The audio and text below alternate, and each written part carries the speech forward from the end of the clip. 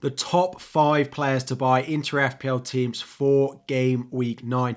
The international break is finally drawing to a close. So today I'm having a look at those top transfer targets that you need to be considering into your team that I'm considering buying into my team as well.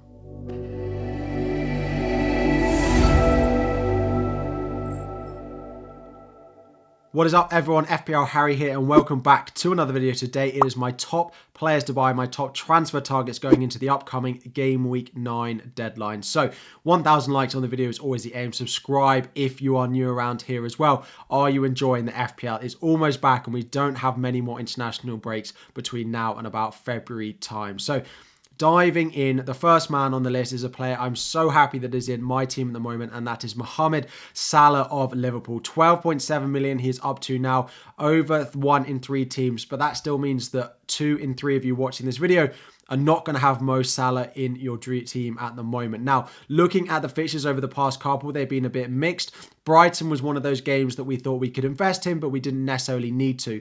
If you captain Mo Salah in game week 8 like me, we got a haul, and now everyone thinks it is a good idea to be going and buying him, and it absolutely is. Looking at those fixtures that he has over the next 3, particularly Everton, Nottingham Forest and Luton, he is a captaincy option in all 3 of those, although he is the early kickoff in game week 9, so we know never to trust and captain a player in that fixture. Looking at the underlying data as well, 0.7 XG per 90. That does include penalties, but we know that he's on penalties, right? And if he gets them, chances are he's going to score them. And 0.37 XA per 90 as well. That is what the difference for Mo Salah is versus last year. His assist potential is much higher than we have seen for him in previous seasons as well. So that is great. He's a good captaincy option for me. He's almost essential at the moment.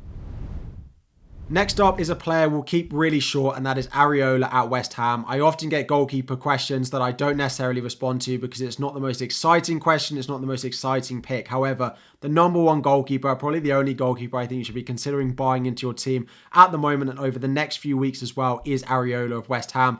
Aston Villa in game week 9 is not ideal, although he has averaged over 3 saves per match, so 4.1 saves per 90 so far this season. So that is averaging a save point every single game he plays in. Only 1 clean sheet because they have had a difficult start to the season, but from game week 10 onwards, the fixtures are great. 4.2 million. He's only going to go up in price. He might even hit 4.3 by the time you see this video as well. So he is a great option, probably my number 1, and actually probably the only goalkeeper I'd consider transferring in at the moment.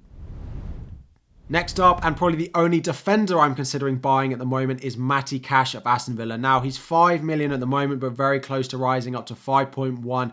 Still only in 1 in 3 of your FPL teams. And looking at those upcoming fixtures, I think he can continue to do well and continue to be one of the best defenders to buy. Now, you're probably thinking, why am I not advising a Spurs defender as well, given they've done well recently? The fixtures defensively for Spurs are kind of on the end. They were kind of getting to the last of the good ones. Fulham at home in game week 9 is nice, and then it's Crystal Palace away. And then after that, the defensive fixtures are not actually that great. So I do think that Matty Cash is a better defensive option than some of those Spurs defenders, which you might be looking at the moment. The underlying data for him is good, 0.39 expected goals per 90. He did weight that very, heavily to some of the games at the start of the season, but I do still think he can do well looking at the fixtures that Aston Villa do have over the next few weeks as well.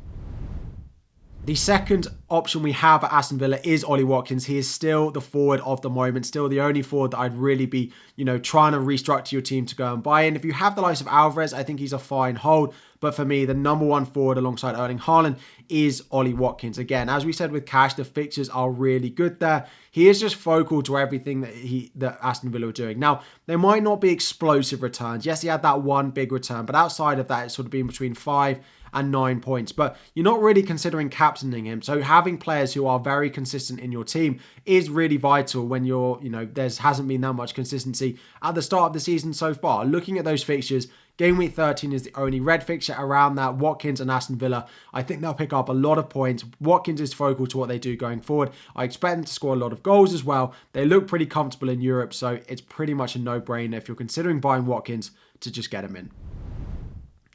Next up, we have the cheap midfielder debate, and it is Anthony Gordon versus Pedro Neto. If you are looking for a midfielder under 6 million, these are the two that I think most people are looking at. Anthony Gordon served a suspension in game week 8 and is now back available. If there is someone else at a cheap price that you are considering, then let me know if I've missed them, but I think these two are the real two that are going to be fighting it out for a spot in our teams. The fixtures for them are both pretty even. There's not massive difference between the two. Anthony Gordon has averaged very slightly more points per 90, but he's played less minutes, so Neto actually has more points than Anthony Gordon has so far this season. Now, Gordon has less returns, just only 6 returns versus Neto 7.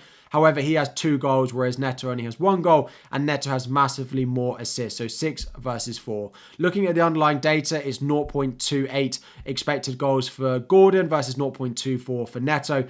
But again, Neto massively outperforms in terms of assists.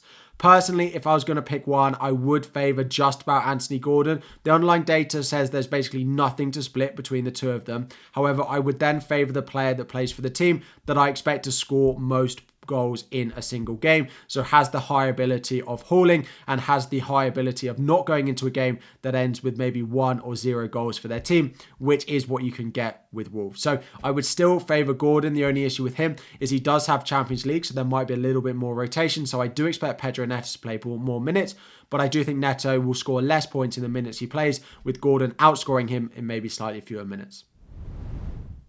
And finally, we have a cheaper option, and it is Cole Palmer, 4.9 million. Now, at time recording, he's currently yellow flagged, has picked up a slight dead leg on international duty. We're not 100% certain how long he's going to be out for, whether he's going to be back available or not. But we do know that he's going to be a good option at his price. The difficult thing for him is the fixtures, right? I don't think I've ever had a 5 players to buy video with a player with fixtures that look like this.